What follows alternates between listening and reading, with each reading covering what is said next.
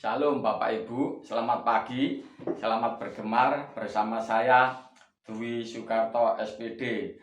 Adapun pembacaan gemar hari ini terdapat di dalam Lukas pasal 19 ayat 37 dan ayat-ayat selanjutnya. Demikian bunyi firman Tuhan. Ketika ia dekat Yerusalem di tempat jalan menurun dari Bukit Zaitun, mulailah semua murid yang mengiringi dia bergembira dan memuji Allah dengan suara nyaring oleh karena segala mujizat yang telah mereka lihat. Kata mereka, diberkatilah dia yang datang sebagai raja dalam nama Tuhan, damai sejahtera di surga dan kemuliaan di tempat yang maha tinggi. Bapak Ibu, bangsa Yahudi mengelulukan Tuhan Yesus Kristus dengan sangat luar biasa, karena pada saat itu bangsa Yahudi sangat mengharapkan satu sosok yang bisa membebaskan mereka dari penindasan bangsa Romawi. Karena bangsa Yahudi sangat mengerti tentang nubuatan bahwa nanti akan datang seorang Mesias yang menyelamatkan bangsa Yahudi. Begitu bangsa Yahudi melihat sosok Tuhan Yesus ini, maka dia memastikan dia adalah juru selamat itu. Dan ini memang benar, tetapi sayang bangsa Yahudi salah memahaminya siapa Tuhan Yesus ini. Bangsa Yahudi memahami bahwa Tuhan Yesus adalah juru selamat untuk kebutuhan jasmani mereka, untuk kebutuhan pemenuhan jasmani mereka, karena mereka sedang ada di dalam tindasan, mereka ada di dalam kesengsaraan oleh karena bangsa lain, yaitu bangsa Roma ini. Dan menurut wawasan pandangan bangsa Yahudi bahwa sosok Tuhan Yesus Kristus ini adalah sosok yang tepat, karena Tuhan Yesus ini melakukan perkara-perkara yang besar, intelektualnya sangat tinggi, kuasanya sangat luar biasa. Semua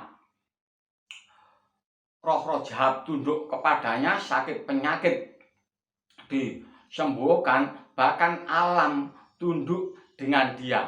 Jadi sempurna bahwa Tuhan Yesus ini adalah juru selamat bagi versi bangsa Yahudi, yaitu untuk pemenuhan kebutuhan jasmani. Itu sebabnya bangsa Yahudi mengeluhkan dia sangat luar biasa. Diberkatilah dia yang datang sebagai raja dalam nama Tuhan, damai sejahtera di surga dan kemuliaan di tempat yang maha tinggi. Tetapi untuk pemenuhan kebutuhan jasmani, artinya menurut mereka Tuhan Yesus adalah satu sosok yang sanggup membawa pedang, membantai musuh-musuhnya dengan sangat luar biasa, hebat, dahsyat.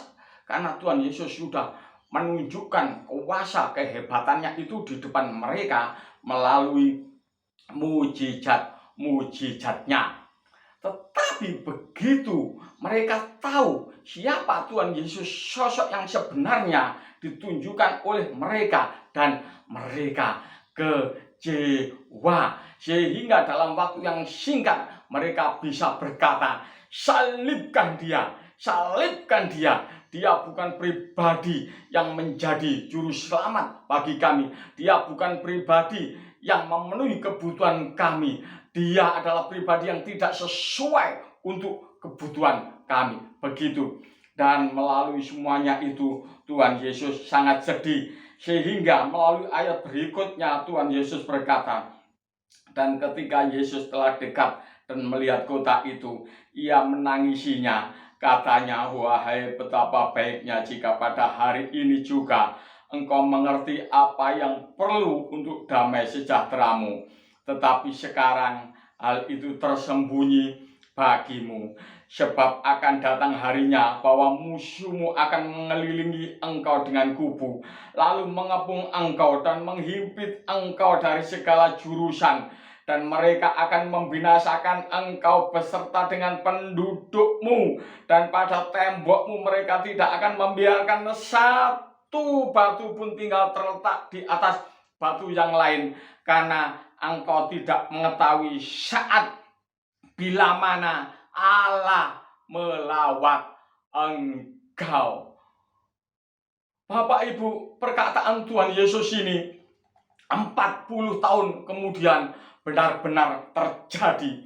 Pada tahun 66 Masehi, bangsa Yahudi melakukan pemberontakan dan bangsa Romawi mengirim seorang Titus, yaitu putra dari Kaisar Vespasian, diutus untuk memberontak, diutus untuk menumpas pemberontakan di Israel.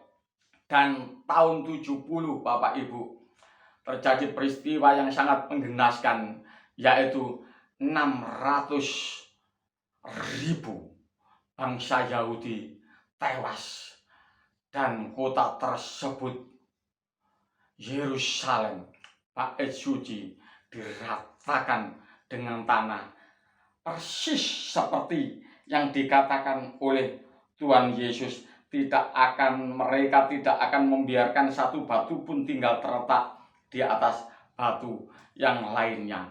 Kenapa hal ini bisa terjadi?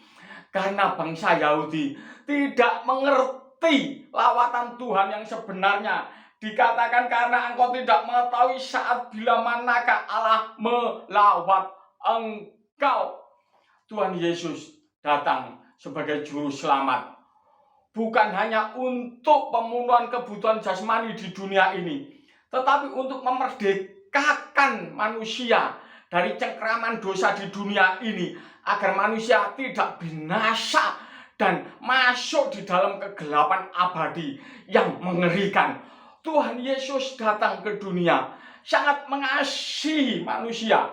Tuhan Yesus datang ke dunia sangat mengasihi bangsa Yahudi, karena bangsa Yahudi adalah umat pilihannya. Itu sebabnya dengan nyawanya direbutnya lah bangsa Yahudi ini. Tetapi sayang, bangsa Yahudi tidak mengerti dan gagal memahami lawatan daripada Tuhan Yesus tersebut, sehingga bangsa Yahudi tidak memberikan hidupnya kepada Tuhan, dan terjadilah satu peristiwa yang mengerikan ini.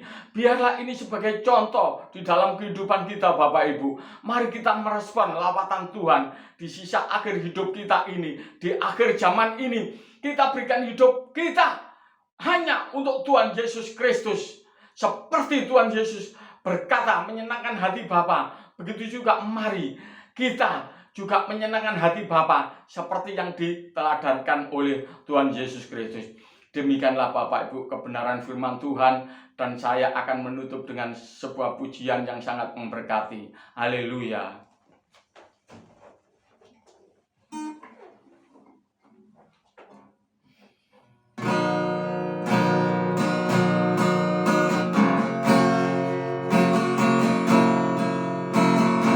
Tuhan berkenankan aku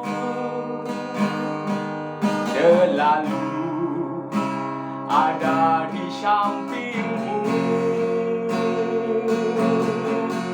Sejak ku hidup di bumi sampai ke abadian, ku iring Tuhan.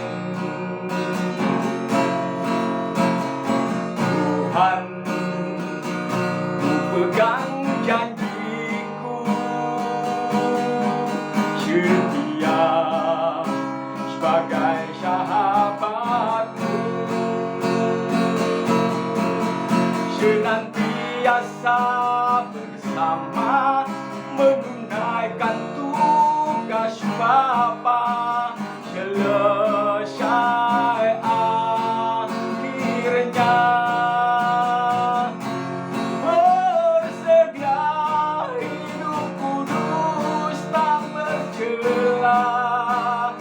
Bahkan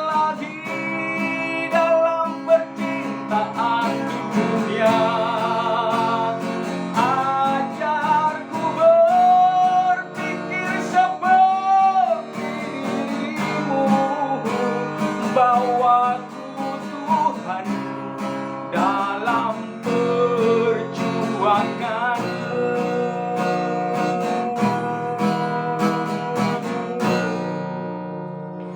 Mari kita berdoa.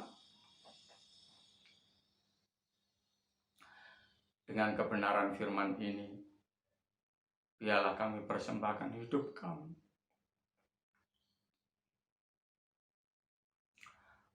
Engkau adalah Raja kami, yang menguasai hidup kami. Engkau adalah Raja kami, yang memerintah kami, agar kami menjalani perintah kebenaran firman tersebut. Dan kami sampai bertemu dengan Bapa, bertatap muka dengan Raja yang mulia, Tuhan Yesus Kristus. Terima kasih Tuhan dengan kebenaran firman-Mu ini. Haleluya. Amin. Demikianlah Bapak Ibu Gemar hari ini. Mari bersama Tuhan Yesus Kristus kita tetap semangat terus untuk melayani Bapa di surga. Terpujilah Tuhan. Haleluya. Amin.